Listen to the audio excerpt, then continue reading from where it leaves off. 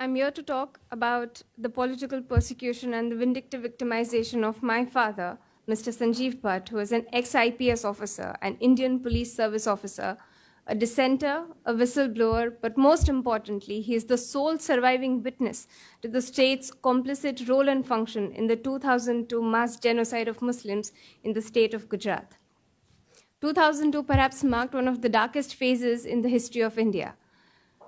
Thousands of Muslims, men, women, and children, were systematically targeted and were massacred with exceptional brutality and coordination in the state of Gujarat. All of this was done to fuel the political ambition of one individual. His thirst for power did not quench then and will not quench till any individual who could perhaps stand up against him, question him, or could unmask his heinous crimes in the court of law or in the public forum is put behind bars or is silenced once and for all. The man who I'm talking about is Mr. Narendra Modi, the then Chief Minister of Gujarat, the now Prime Minister of India. The years following the 2002 genocide in Gujarat witnessed numerous extrajudicial killings and fake encounters in the state of Gujarat of Muslims, all under the pretext of protecting the then Chief Minister of Gujarat. In 2009, a court-appointed investigative commission was set up to look into the state's complicit role and function in the 2002 riots. While all the other officials either feigned amnesia or looked the other way or succumbed under political pressure and refused to depose before the commission, my father was the only man who came forward courageously and truthfully deposed before the commission, knowing very well the dire circumstances this decision would garner from the present government. In 2011, my father submitted a sworn affidavit in the Supreme Court of India, putting forward incriminating evidence connecting Narendra Modi and Amit Shah directly to the 2002 Gujarat riots, exposing their link in the various extrajudicial killings, the assassination of the then Home Minister of the state of Gujarat, Haren Pandya, who had secretly started deposing before an independent committee regarding Narendra Modi's role in the 2002 riots. A few weeks after word of him deposing before a secret committee was leaked, he was found murdered in his own car. My father's testimony before the Supreme Court and various other commissions also shed light on the colluded nature of the SIT, the very investigative committee which was set up to investigate the state and the state officials that it was supposed to be impartially looking into. The years following 2002 saw vindictive victimization of my father and my family. The very morning my father submitted the affidavit in court, that same evening he was suspended from duty.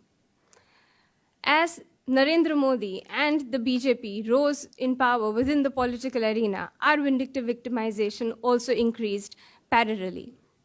In 2014, when Narendra Modi became the Prime Minister of India, a few weeks following his election, his being elected into office, my father was dismissed from duty under frivolous grounds of unauthorized absence from duty, an absence which was courtesy him deposing before the commission to his obligation, legal and moral, to depose before these commissions to shed light into the complicit nature of the state in the 2002 riots. Ever since 2011, more so after 2014, the family has been hounded by people associated with the RSS, the VHP, be it death threats, be it our phones being tapped 24/7, or us being followed wherever we go. The family has been constantly hounded. All means have been tried to suppress my father's voice and to bury his resolve to fight this regime, to be the voice of all the thousands of victims who suffered at the hands of this regime. In 2018, a few months before the general elections, Mrs. Zakia Jafri submitted an affidavit into the Supreme Court seeking for a reinvestigation of Narendra Modi's role in the state riots, 2002 riots. In July, now please bear in mind, my father is the sole surviving witness to this complicity. He is the sole surviving witness in Mrs. Zakia Jafri's petition.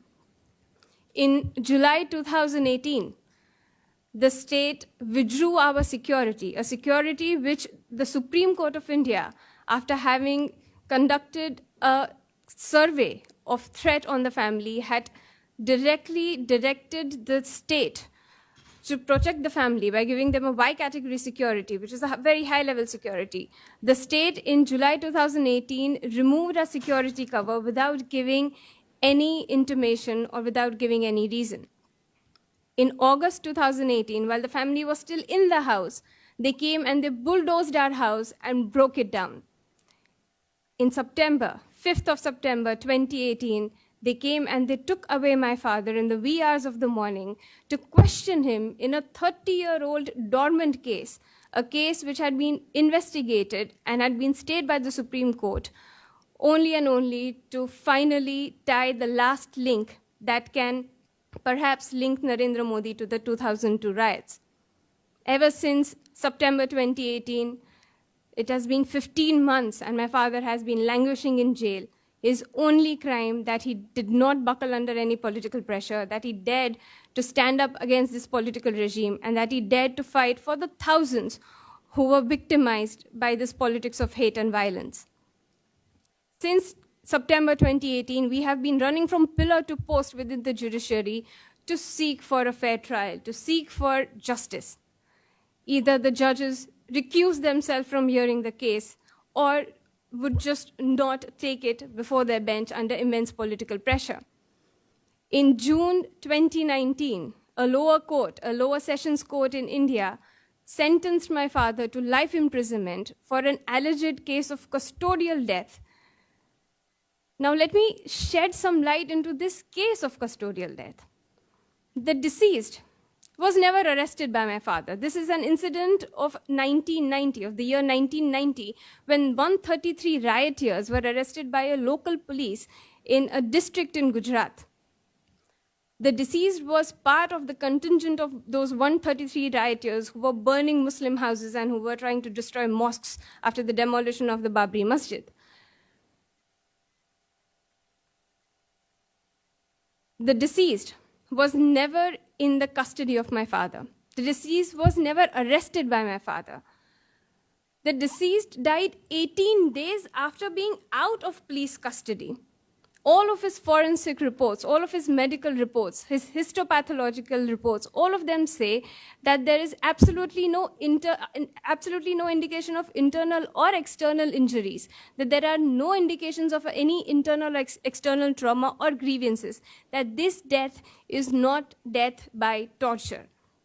Yet, without taking any of these evidences in cognizance, without letting us call in a single defense witness, without letting us cross-examine any prosecution witness, the lower sessions court in the state of Gujarat convicted my father for a crime he did not commit and sentenced him to life imprisonment. There cannot be a more blatant example of vindictive victimization by this regime to silence any voice that can perhaps tie them to the heinous crimes that they have committed. For years now, this regime has been systematically orchestrating crimes of hate, violence, and have been getting away with it. The entire system, the 4 pillars of our democracy, at this point in time are completely subverted and have collapsed. It is now more than ever that all the people who have, at great personal and professional cost, have defended all of these victims. It is now more than ever that all of these people who have relentlessly been the voice and who have defended all of these victims of hate and violence, who are now being politically persecuted, should be defended. It is extremely important that now, when the defenders are being victimized, that we stand by them and we defend the defenders.